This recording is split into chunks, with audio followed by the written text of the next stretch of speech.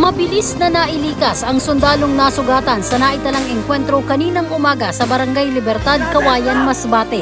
Ito'y dahil sa agarang pagresponde ng Higher Headquarters Philippine Army upang mabigyan ng agarang medikal na atensyon ang tropa na nagtamo ng sugat sa kanyang pisngi.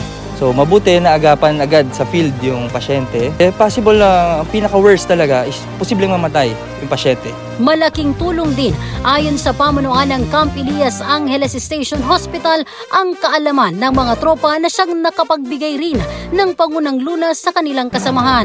Labis naman ang pasasalamat ng pamunuan ng 9th Infantry Division sa atensyong ibinibigay ng liderato ng Philippine Army upang mabilis na matugunan ang ganitong mga sitwasyon na nagpapakita ng pagpapahalaga sa buhay ng sundalo. Nitong umaga lamang nang maitala ang palitan ng putok sa pagitan ng tropa ng 2nd Infantry Battalion at 12 miyembro ng NPA na ikinasawi naman ng 2 rebeldeng New People's Army at pagkakadakip ng isa pa nilang kasamahan. Kapayapaan para sa lahat. Christine Atoles, Spear News.